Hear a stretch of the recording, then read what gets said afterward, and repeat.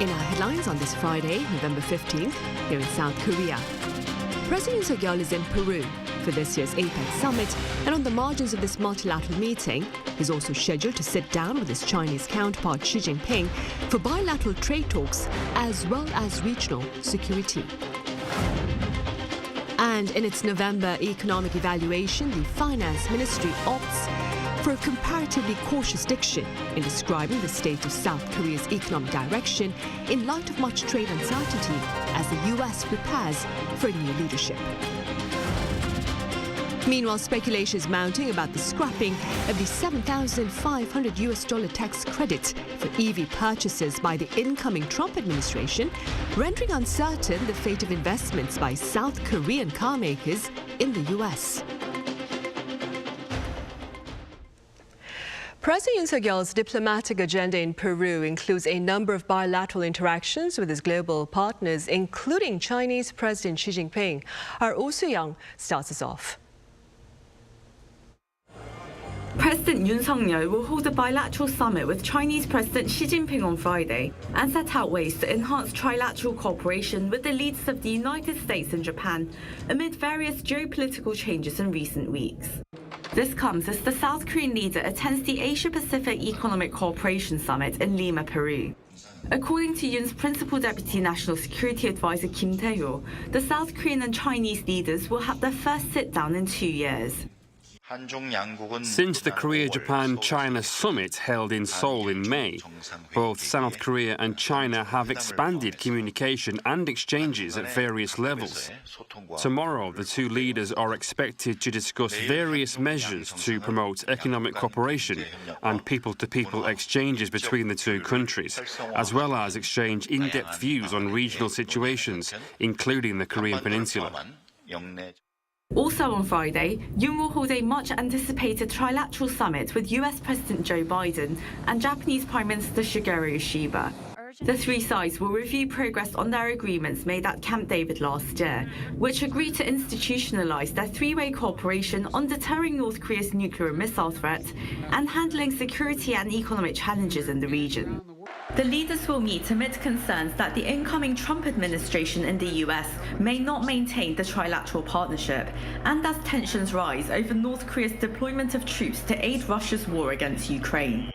A senior official told reporters in Lima that the three leaders may set out measures to preserve the Camp David framework, possibly with the launch of a trilateral secretariat.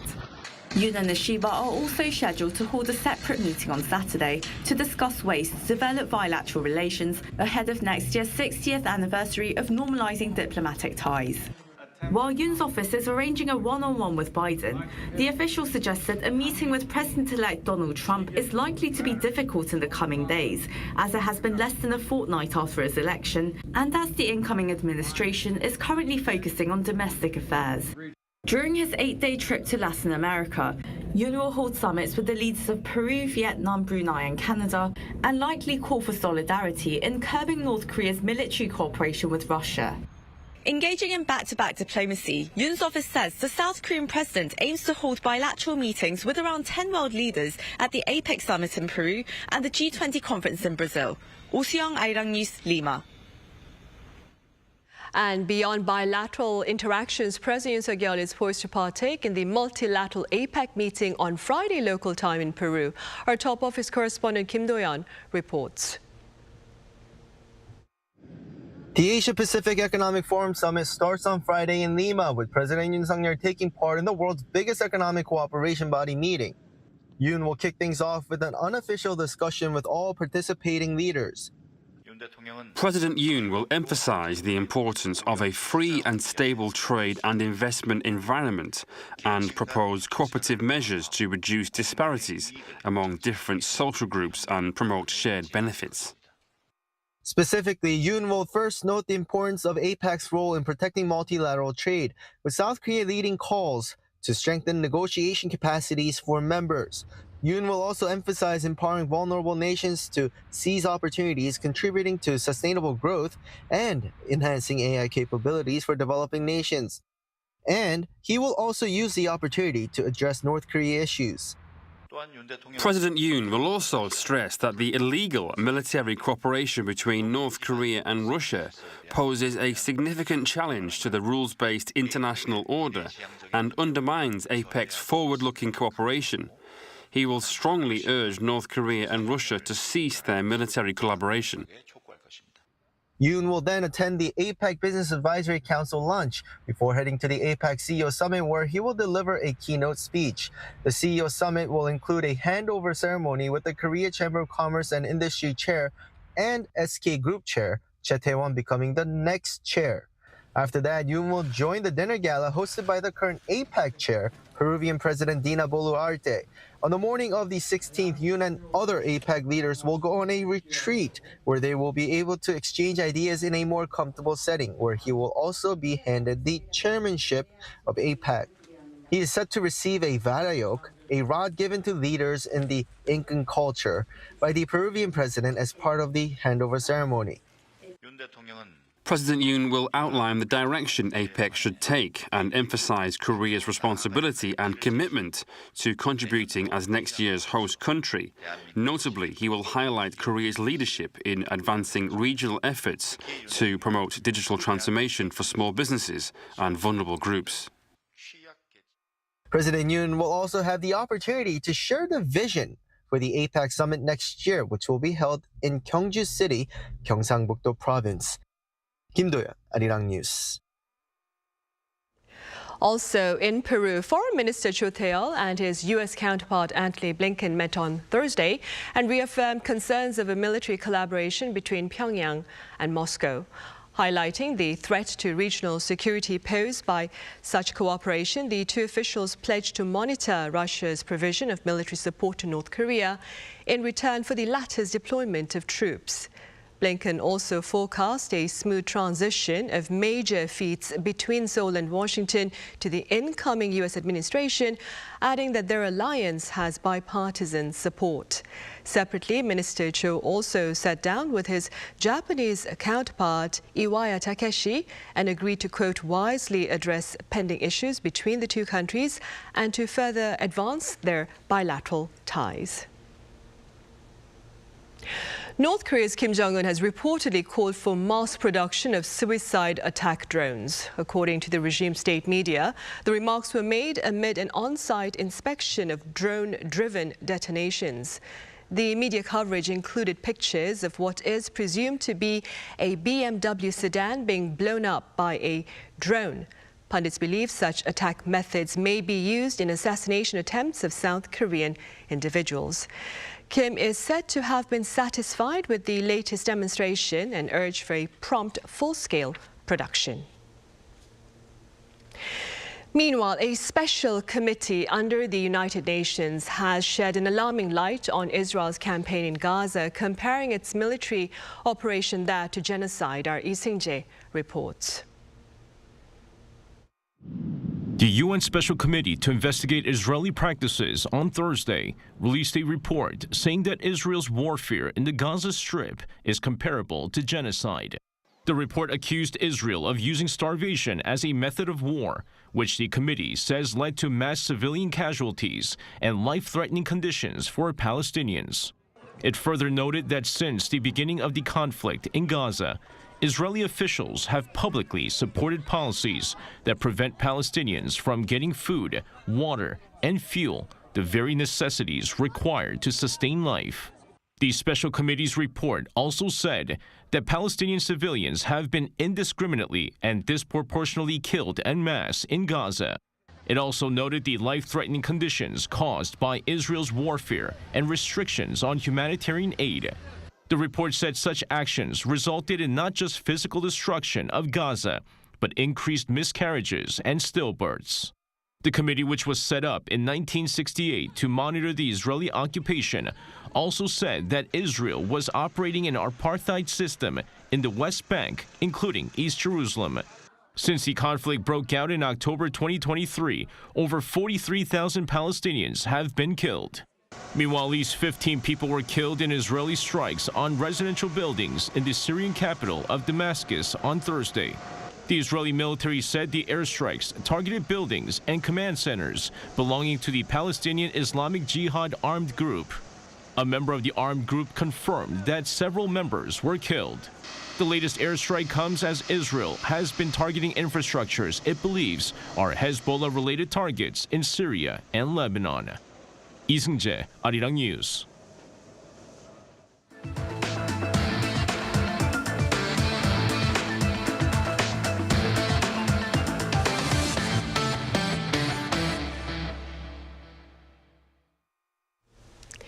In its latest monthly economic evaluation, the Finance Ministry opted for comparatively cautious diction in describing the state of the country's economic direction.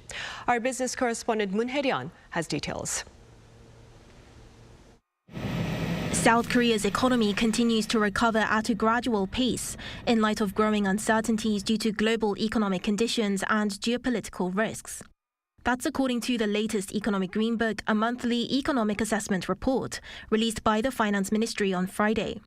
Compared to the previous month's report, the government has shifted its assessment from a recovery trend to a gradual economic recovery. And it's the first time in 7 months that a description stating that there are signs of recovery in domestic demand has been taken out. This adjustment is seen as a reflection of the country's third-quarter GDP growth of only 0.1% and the subsequent downward revisions of South Korea's growth forecast by major institutions. Key indicators of industrial activity also showed signs of a slowdown in September. Industrial output declined by 0.2% month-on-month, and the services and construction sectors also contracted. Retail sales, an indicator of consumer spending, were down by 0.4%, despite the government's expectations for an increase due to recorded growth in credit card spending and domestic car sales, as well as the Chuseok holiday. That being said, consumer sentiment did show a slight improvement, indicating a more optimistic outlook on the current economic situation. While domestic demand has shown mixed signals, exports continue to perform well on the back of the booming auto and IT sectors. Exports increased by 4.6% in October, marking 13 consecutive months of growth. The government maintained its assessment that inflation is stabilizing as consumer prices rose by 1.3% year-on-year in October. It also emphasized uncertainties arising from global economic conditions and geopolitical risks, especially with regard to the results of the U.S. presidential election. Given the uncertainties surrounding the new U.S. administration's pledges, it's difficult to quantify the potential effects on our economy. However, it's important to note that while there are risks, there are also opportunities. To address these challenges, the government plans to strengthen its response system in finance, trade and industry and provide targeted support to vulnerable sectors such as construction and small businesses. Moon Hae-ryun, Arirang News. Samsung Electronics and LG Electronics have emerged as the biggest winners of the latest CES Innovation Awards. On Thursday, the Consumer Technology Association announced the winning products as well as technologies, and Samsung secured 29 awards, including those for video display, home appliances and mobile devices. LG Electronics, for its part, garnered a total of 24 awards. It's also the third year in a row for the LG OLED TV to clinch the top innovation title. In local politics, opposition leader Lee Jae-myung has been found guilty of election crime. The Seoul Central District Court on this Friday ruled that he had shared false information in the process of disputing corruption allegations while on the presidential campaign trail. He denied acquaintance with a man involved in a land development scandal in Seongnam during a media interview in 2021, and also reportedly made false claims during a related parliamentary audit. Accordingly, the court handed him a 1-year prison sentence suspended for 2 years. Now, should this ruling stand, he looks to lose his legislative seat and be barred from partaking in elections for 5 years. He has vowed to appeal today's verdict. In other news, the fate of the Biden administration's Inflation Reduction Act under the incoming Trump administration has been rendered bleak, as sources reportedly say plans are in the works to repeal it. Our Kim Bo-kyung has more. U.S. President-elect Donald Trump's transition team is reportedly planning to end Biden's electric vehicle tax credit. This, according to the Reuters, which cited two sources with direct knowledge of the matter. The report says the Inflation Reduction Act, giving EV subsidies of up to $7,500 would be killed. Trump's energy policy team, led by Harold Hamm, founder of oil company Continental Resources, and Republican North Dakota Governor Doug Burgum, has already met several times. Some of those meetings have taken place at Trump's Mar-a-Lago residence in Florida, where Tesla CEO Elon Musk has also spent considerable time. Though ending the EV tax credit would adversely affect the already stalling U.S. transition to electric cars, Tesla, the largest EV seller in the U.S., has reportedly expressed support for the repeal. Musk said back in July that while killing the subsidy might slightly impact Tesla's sales, it would be devastating to its competitors, suggesting it would ultimately benefit Tesla in the long term. Though he did not spell out specific policies, Trump frequently criticized Biden's EV mandate and promised to end it. The Energy Policy Transition Team reportedly believes some of Biden's clean energy policies will be tough to undo, as they are popular and the money has already started to be distributed across various states, including Republican-led ones. But it views the consumer EV credit as an easy target, believing that eliminating it would get broad support in a Republican-controlled Congress as part of a larger tax reform bill. As IRA requires the vehicles to be manufactured in the U.S. and includes certain requirements for critical minerals and battery components, Korean automakers Hyundai and Kia have few vehicles that qualify for the full IRA subsidy. But sources say since they have been investing heavily in building U.S. facilities to meet those requirements, a repeal could significantly disrupt their plans. Kim Bo-kyung, Arirang News. Meanwhile, South Korea has been added to the U.S. Treasury Department's monitoring list for its foreign exchange policies just a year after it was removed. In its report to the Congress on Thursday, the department included South Korea to its list of 7 countries, including China, Japan, Taiwan, Singapore, Vietnam, and Germany. Now, South Korea was excluded from the monitoring mechanism last November for the first time since April 2016. The list addresses concerns regarding potential currency manipulation. Tourism officials here in Seoul are offering foreign residents and travelers to the capital city the chance to indulge in one-day cultural activity free of charge. Our Park Geon-woo took part in one such event. Experiencing Korean culture to the fullest for free. This is possible thanks to one-day classes taking place regularly at Seoul Cultural Lounge in Central Seoul that's been open since June this year. Here, foreigners living in or just visiting South Korea have a chance to savor their favorite type of Korean culture, from K-pop and K-beauty to traditional culture. Once a month, Seoul Cultural Lounge holds a special class, and for November, it's Taekwondo, Korea's national sport. On this day, around 20 foreigners, registered on a first-come, first-served basis, had the opportunity to learn techniques and even how to spar. I received the same uniform that's given to the participants for free as part of the one-day class. What usually takes about several weeks to master, this class allows you to be quite proficient in Taekwondo techniques that you've learned in just 1 hour. Check this out. Yup. Ha. Ha. Foreigners were able to learn more quickly thanks to the class being taught in English, with the help of an interpreter. So you get the chance to, try the sport yourself, and then it was nice to learn from an actual master, of course. Yeah, so it was fun.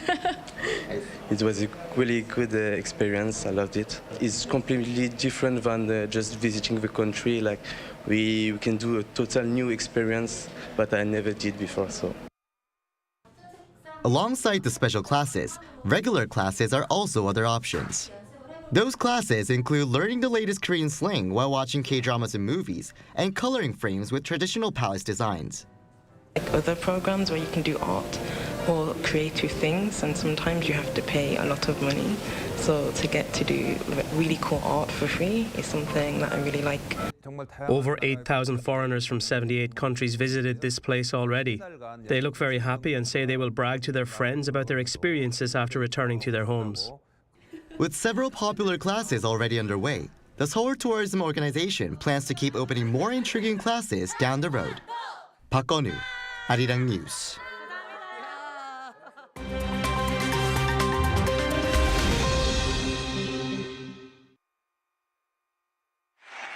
This is The World Now, bringing you the latest stories from around the globe.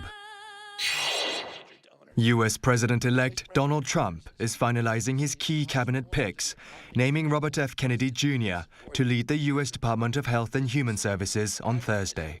Trump said in a statement that RFK Jr. will lead the health department to protect Americans from harmful chemicals, pollutants, pesticides, pharmaceutical products, and food additives. Kennedy is a known vaccine skeptic who currently heads the Children's Health Defense, a leading U.S. anti-vaccine group who made several widely debunked claims on the harmfulness of vaccines. Despite these claims, Kennedy said last week he would not take away anybody's vaccines. The 70-year-old had launched his own presidential bid, first as a Democratic candidate and then as an independent for this year's race, but suspended his campaign after a discussion with Trump to exchange his endorsement for a role in the president-elect's government. Trump has also publicly announced his decision to exclude JP Morgan Chase CEO Jamie Dimon, former U.S. ambassador to the UN Nikki Haley, and his ex-Secretary of State Mike Pompeo. A prominent UK news firm, The Guardian, has announced that it will no longer post on any of its official editorial accounts on the social media site X. In an article published Wednesday entitled "Why The Guardian is no longer posting on X," it said that the social media platform often promoted disturbing content, including far-right conspiracy theories and racism. The article also said that it considers X a toxic media platform and that its owner, billionaire Elon Musk, has been using it to shape political discourse, suggesting that the recent US presidential election campaign serves as evidence. Musk, in response, called The Guardian irrelevant and a dying publication. On Thursday, Spain's fourth most read newspaper, La Vanguardia, also said it will stop posting on X and plans to suspend its accounts. It called the platform an echo chamber for disinformation and conspiracy theories. Moving over to Brazil, where a suicide bomber killed himself outside the country's Supreme Court in Brasilia on Wednesday when he detonated an explosive after an attempt to access the court building. 2 explosions were reported, first in a parking lot near the Supreme Court and second in front of the building where the suspect's body was found. Now, Brazilian police identified the bomber as Francisco Wanderlei Luiz, a 59-year-old locksmith who formerly had a failed run as a city council candidate in the same party as ex-president Jair Bolsonaro. Authorities suspect the target was a Supreme Court justice. Now, the blasts come just 5 days before the G20 summit in Rio, raising national security concerns. A haka was performed in New Zealand's Parliament on Thursday, temporarily suspending a vote on a controversial bill that would reinterpret a treaty signed between the British Crown and over 500 indigenous Maori chiefs some 200 years ago. While vote counts were being announced, Te Pati Maori MP Hanarawiti Maipi Clark ripped up a copy of the bill and began performing the Maori dance. Now, fellow opposition MPs joined in with the haka. The bill seeks to remove a number of principles established in New Zealand's founding document, the Treaty of Waitangi, signed in 1840, which plays an essential part in upholding the indigenous Maori people's rights. Kim Seong, Arirang News.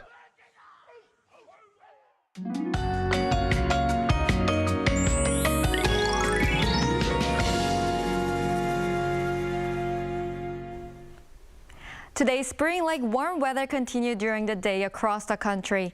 The temperature in Seoul rose up to 20 degrees Celsius, exceeding the previous year's temperature by 8 degrees.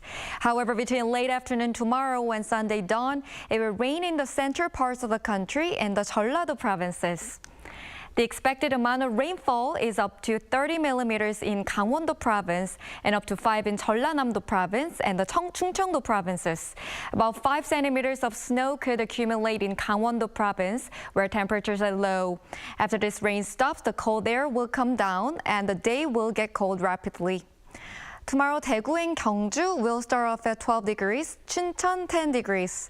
Daily highs will move up to 21 in Daejeon, Daegu and Gyeongju, Gwangju 22 degrees.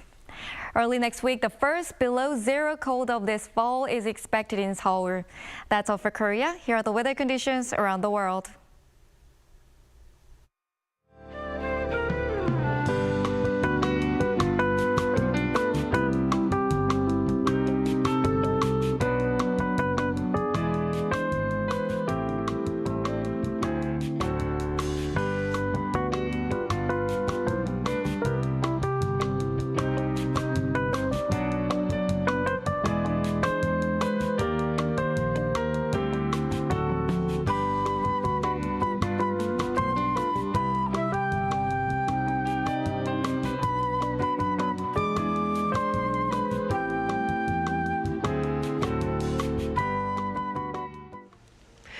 Right, those are the headlines at this hour here in South Korea. Thank you for watching.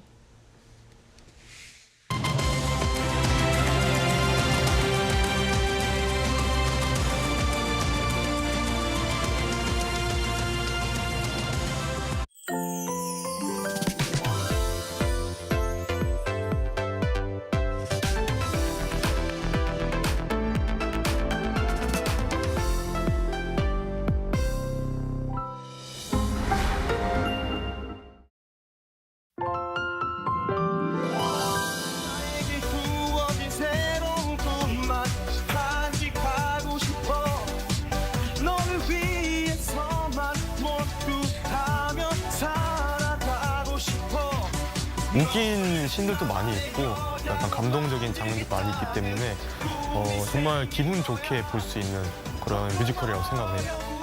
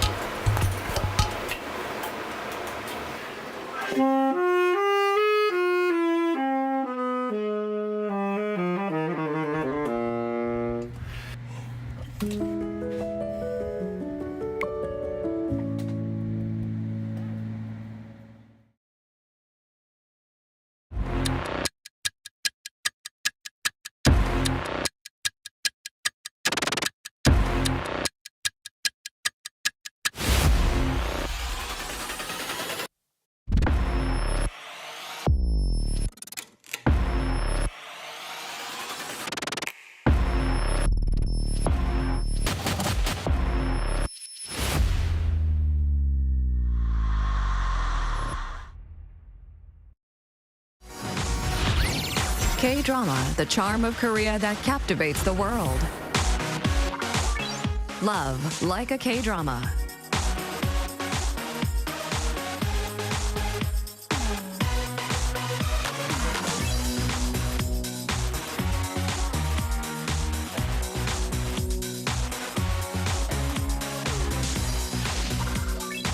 A story of us where hope and despair coexist.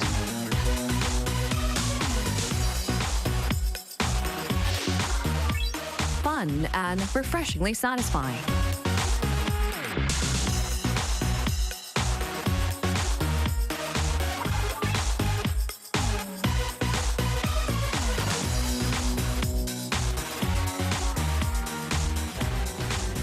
K-dramas carry warmth and move people's hearts. Meet the fascinating stories of Korea through K-dramas. Korea's age-old practice of making fermented sauces known as jang in Korean is likely to be listed as an intangible cultural heritage by UNESCO. We have more on Friday's edition of Press Perspective.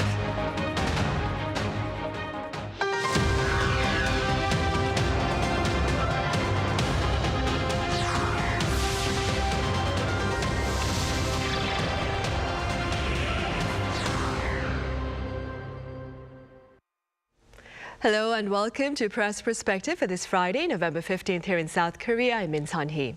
Today we delve into the culinary art of making jang here in the country, which is poised to secure UNESCO recognition next month following a meeting in Paraguay.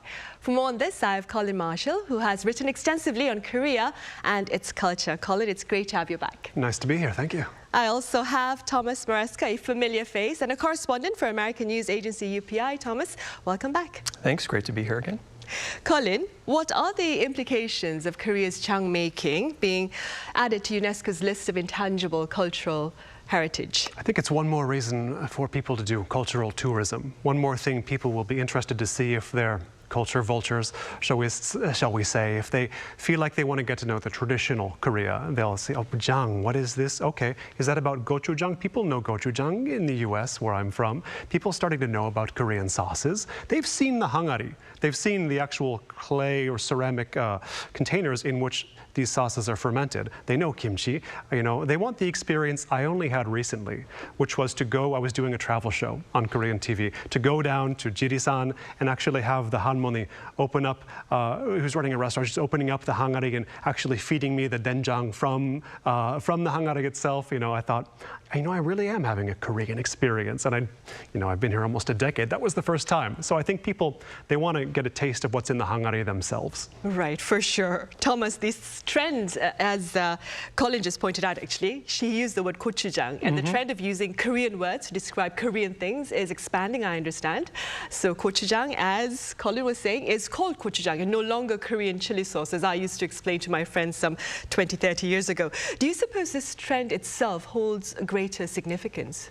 Sure, I think it's kind of the confluence of a few different trends. I mean, the bigger picture just in general is the growth of Korean culture, the spread of Korean culture globally, the popularity of, especially K-pop and K-drama has introduced global audiences to Korean words, phrases, tropes, trends. I mean, I think something like in Korea, especially with food in Korean dramas, you often see food as a very central part of stories. There's always scenes in a restaurant or around a kitchen table, people talking about it. So I think, that in general has created a kind of an atmosphere where people are becoming more familiar with specifically Korean things. And then food in particular has become that's kind of catching on. I think the next wave of the Hallyu Korean wave is the culinary side of it. And, restaurants have been spreading around the world. And, yes, something like ingredients, the growth of using gochujang or something where, people are, it's become like a trendy, hot sort of condiment or ingredient in cooking around the world. And, I think it also, is partly driven by, there's an awareness of, various government agencies and manufacturers of, a kind of a consciousness about globalizing Korean, it happened with culture and products. Something I was reading something about gochujang where, once the sort of popularity started to emerge, the manufacturers here were kind of conferring. There was something, it's the Korea what was it? I wrote it down. Something like the Food Research Institute, where they kind of conferred to figure out a scale of how spicy or hot it is, so they could kind of label that, and figuring out how to package it, maybe combine it to make it more appealing to wider audiences, and sort of like in supermarkets, not just specialty stores. And I remember interviewing a big kimchi manufacturer 7 or 8 years ago, and it was the same kind of thing, like how can we get it into just regular everyday shops, and it was sort of like mild, medium, spicy, hot, almost packaging it like something like people were familiar with, like salsa or something like that. So I think, that's a big part of it. And we've seen, I was going to say a couple of years ago, the OED, the Oxford English Dictionary, added a huge, tranche of Korean words, kind of reflecting just how popular and global Korean culture had become. And, a lot of those were actually food-based words as well. It was like banchan and bulgogi and things like that. So, yeah, I think, this is certainly a product of this overall trend. Right. Was mukbang included in this? Yes, it was as well. Mukbang, right? It was. Yeah. Colin, jang making, it's no longer as common within households as it once used to be, and quite a number of critics have pointed to the presence, or the growing presence, of cultural erosion here in the country. What are your thoughts on this? Yeah, I've heard Korean friends my own age complain about going to visit their parents and having to do kimjang around this time of year, isn't it? And why do we have to do this? We can just go buy kimchi that comes from China in the grocery store or what have you. But I suppose every tradition is, I heard this put once by a writer in Mexico. Culture is a survival strategy. Culture is about strategies for survival. Every tradition, an element of a culture, comes from it being a good way to survive in that society under those conditions. It's all downstream of economics and technology and how a society is structured. So the traditions that were present in Korea 50, 100, 200 years ago reflect what that society was like. And so if traditions are going away, that's a reflection of just how fast Korea has changed. And traditions, of course, they never go away entirely. Pieces survive in what succeeds them. People still eat gochujang. Maybe they don't necessarily make it at home, but they're aware of what it is to make it, aware of the tradition, and they might go somewhere to specially experience it at some cultural tourism site, even Koreans themselves. But if a society changes, and Korea has changed so much, traditions become museum pieces in a way, for good or for ill, because that can mean they get preserved in some form or other. When a tradition becomes an intangible cultural asset, intangible cultural heritage, there is an effort made to keep it as it was and to show people, to show future generations how it was done before. Right, and for sure to raise greater awareness about it across the globe.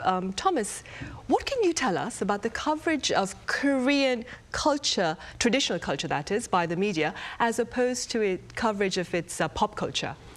Well, it's also growing. I don't think it will ever get the kind of coverage that a BTS or a Squid Game gets. I mean, that's just what people in general are interested in. But with the Korea's continuing emergence on the global stage, there's just more coverage of things in general. There's more stories and more angles people are looking for. And certainly within the kind of the culture and tourism space, you're seeing more and more types of stories that are kind of looking for other sides of Korea other than the kind of obvious ones maybe. I was thinking about the Korea Tourism Organization this year. I went to their sort of launch event for their campaign this year, and it was like New Jeans were the spokespeople, but their whole angle was like the Korea that Koreans know, and it was how to get underneath the surface of searching on Google, this is really the food we eat, these are the places we should go, or these are some of the off the beaten path type things. So I think Korea's already getting to this point where it's known at such a level now that, there's another side that people are exploring.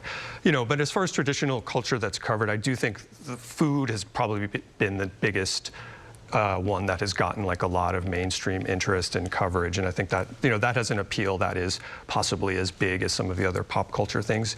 I think a little bit to the point of preserving traditional culture versus maybe adapting it. I also get the sense there's an attention to things like areas in design or architecture, clothing, that sort of stuff, where it's not so much like the traditional hanbok or something, but designers are making contemporary versions of it. We're seeing sort of Korean architectural vernacular maybe traditional vernacular entering modern architecture. I was recently on a little press trip to Jongbuk National University, where they've started a Hanok architecture course, and some foreign journalists and I were writing about that, and it's a whole undergrad and a graduate degree for design, how to build them and how to sort of adapt them for modern use. So there are just all these, there are definitely various elements of the traditional culture that are kind of making its way into the conversation in various permutations, just as part of Korea's kind of bigger global profile, I think. Right. I believe one of our panel sessions actually did cover efforts by the young to kind of preserve Korea's Hanok, right, for the future. Yeah. Colin, that is. Korea, it's among the top 10 countries with regard to the number of intangible cultural heritage as recognized by UNESCO. And Korea currently has 22, and once Chang making is added after a meeting in Paraguay next month, it will rise to 23. What do you believe, Colin, are some of the common factors among the countries at the top of the list? Right, I was surprised how many Korea had when I really saw the whole list, but looking at the list of countries, you see China up top, I think. You see France. You see Turkey. One element these have in common, to my mind, is that they have each has a strong civilization. We speak of Chinese civilization. We speak of French civilization, certainly. With many things come to mind when we think of those civilizations. Turkey is sort of a gateway between the East and the West. It's where civilizations meet. So this sense of Korean civilization is one I'm always bringing into conversations. And I think we can see Korea as civilizationally distinct in many ways from even its next door neighbors geographically. When I was first getting into Korean, the Korean language, Korean food in the US, I would go to Korean restaurants and feel like, I don't know really what Korea is. I know it exists. I know it's a country. I can feel that it's not China and it's not Japan. This is something different. I'm in a Korean restaurant in America, but you could feel there are many ways that this is unlike the Asian countries that were then better publicized, I suppose. So the Korea being a civilization, I think, will become more recognized as a result of all this. Maybe Korea genuinely has a place among the top UNESCO heritage claimers, shall we say. Right. On a more sobering note, Thomas, unfortunately, there have been a number of cases where Korea's culture was falsely considered to be that of its neighbors, including China. Can you think of a few such incidents? Yeah, I was going to mention this as one of the areas that traditional culture has been covered by sort of the foreign media and mainstream press. But yeah, there have been a few several really high-profile kind of, to-dos between mostly Korea and China. A big one was there was a kind of a kimchi furor in 2020 that was basically the ISO, International Standard Organization, set out some guidelines around pao kai, which is a Chinese salted fermented vegetable. And this was, in 2020. And, it was even, the guidelines even specifically said does not apply to kimchi, but the way it was covered in the Chinese media sort of referred to it as, kimchi standards, as defined by China or something. Like it was sort of presented in that way as kimchi is just an offshoot of a Chinese product. And it caused a huge uproar here. I mean, even the Agriculture Ministry responded to it, but really online is where all of these things take off. But there have been several. There was a show that got canceled very quickly. It was called Joseon Exorcist, and it's, it had King Sejong eating like Chinese mooncakes and preserved eggs, things that weren't, I guess, historically accurate to that time. And that really got viewers angry. They boycotted advertisers. The show got pulled after a couple of episodes. Another one was the Beijing Olympics opening ceremony in 2022.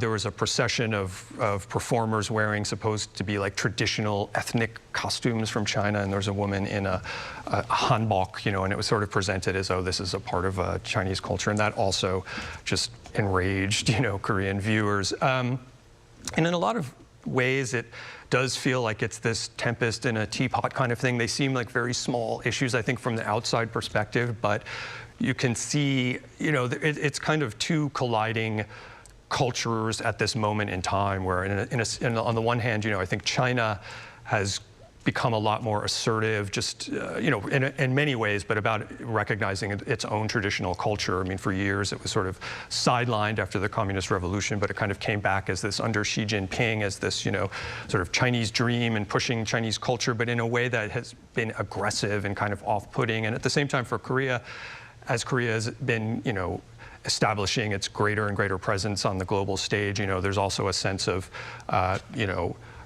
holding on to and pride in cultural patrimony. And there's, a history of even just being in this neighborhood of bigger countries around, and the Japanese colonial period sort of looking to erase Korean culture. And, this is a long history with China. So I think, it touches a raw nerve in Korea as well. And, there was geopolitical strife between Korea and China around this time, around the THAAD missile defense deployment, where China ended up boycotting a lot of Korean products. So, there's already bad blood, and this just exacerbated it. And, but as many things, it just went in the blender of social media and has really become, became quite a hot issue. Right, it did.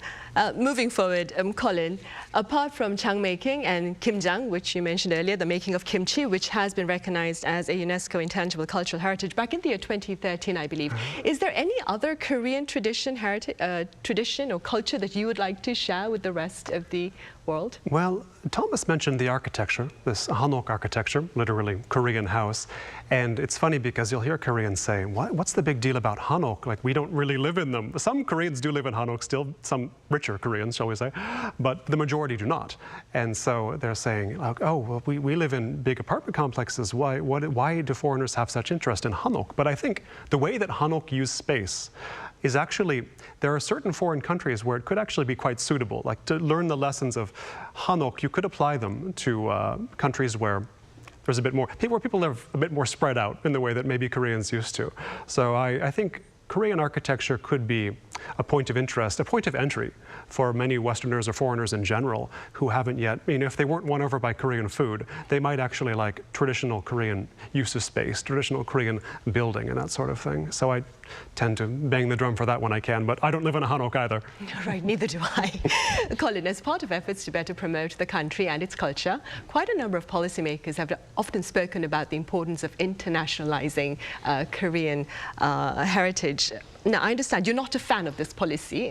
Do you care to explain your views? I think that reputation probably comes from an interview I gave a magazine one time in Korean, and it was then translated into English a bit more bluntly than I might have intended to say it. But yeah, I think the idea of internationalization, if we interpret that as meaning to present Korea or alter it in ways that suit the broadest variety of foreign tastes, that strategy may not be ideal in the long term. Because if you look at the example of the United States, tastemakers there who are into foreign things, they always want something authentic, always the most authentic, always want the real thing, And of course, in the US, recently the New York Times published a recipe for gochujang caramel cookies, so it's not necessarily all the time they want something authentic. Get creative too. But the sense of, like, I don't want something watered down. I don't want a foreign experience tailored to an outsider. I want the real thing. I want what Koreans eat. I want to live how they live to the extent possible. I want to experience the things they've experienced. That, I think, draws. It may not draw the greatest number of tourists, but it does draw the most influential tourists, the most influential visitors. So yes, you can present Korea as if it is a place that is equally appealing to all foreigners, but we know that isn't true. Some will be more attuned to it than others. So I think best to present Korea as it is, and then the people who are of the cast of mind to appreciate Korea, to sort of savor what it has to offer, gochujang and otherwise, they'll be attracted, and you don't really have to worry about the rest. But that's not necessarily the policy, I understand. Right. And Thomas, what are your thoughts on the idea of internationalizing Korean culture?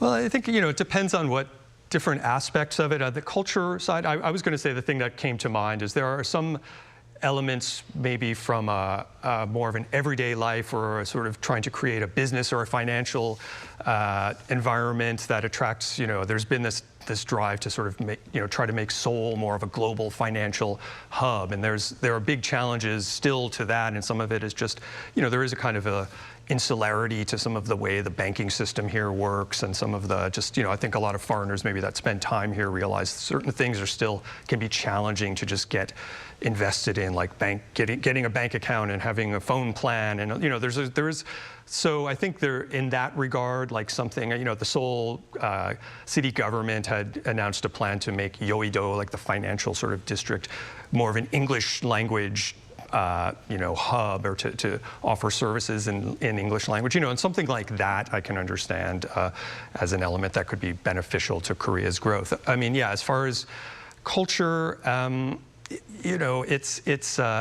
don't get the feeling like Korea has really given up too much. I mean, I think it still has a very strong cultural identity. I mean, I think Korea has also been very savvy and mindful of how to globalize the appeal of some of its culture. So, I mean, in that way, it is, it's becoming something new, perhaps. I mean, something like K-dramas and K-pop, I think, and some of the culinary stuff as well, as we were mentioning, there is a mind towards maybe the export of it, and that is kind of, can adapt. But I think also Korean culture draws from influences from around the world too. I mean, certainly K-pop, you can see pulling from lots of different music. So, I think it's impossible to try and freeze things in amber, of course, but at the same time, it would be a disaster to think of, kind of just this flattening out of global culture, or this sort of algorithmically determined, this is what culture is. And to me, Korea still actually has a very strong, like, unique identity that, I think stands out even among some neighbors and some other foreign countries. But yeah, I think it's something to navigate going forward, and there's sides that I think are unavoidable and sides that could be beneficial. But right, I agree as far as wanting to hold on to the really powerful, cultural traditions as well. Right, then let's give Colin the million-dollar question. Colin, what do you propose to better promote all things Korean, while at the same time, of course, preserving their unique traits, but broadening their global reach, of course? In a way, as I would say, keep it as it is. Don't change too much. Make Korea accessible, but accessible to foreigners who, want to put in a little work on their end as well. You don't have to make Korea an effortless country to come to, because I don't think that could happen anyway. I mean, I would hate to see Korea become one of these countries that is essentially one big airport terminal or a special economic zone. I mean, it couldn't become that anyway. As I say, I think there is a distinct Korean civilization, and you really only have to not turn away people who are interested. You don't have to roll out too many red carpets for them. So I say the more, almost maybe I'm thinking in too American a mindset, but almost if there is a little bit of a barrier you have to get over, if it seems like it's not easy, you have to get used to certain things, you have to be adventurous. If Korea is presented that way, which I think it has been for a long time, that's also the best way forward. Like, the country should be a place where the foreigner has to meet it on its own terms to a degree. You sort of meet in the middle, right? Because if, a theme park is a theme park, there's not a lasting interest you can cultivate about a theme park usually. But I think if it feels like there's a genuine set of cultural attractions that have been cultivated over a long time, and as a foreigner, you can also participate in them if you put the effort in. I think that's probably the best way to go. Right, efforts from both sides. Then. Yes. All right, Colin, thank you so much for your insights today. And Thomas, thank you very much for your time and thoughts. Thanks so much. Thank you. Right, well, that ends this week's editions of Press Perspective. Thank you for watching. Have a great weekend. See you same time next Monday.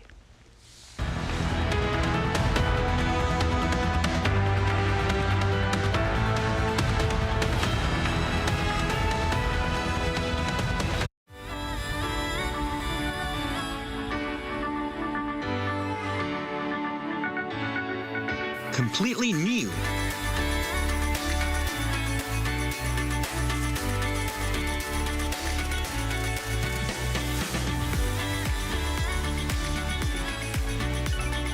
But something anyone can relate with.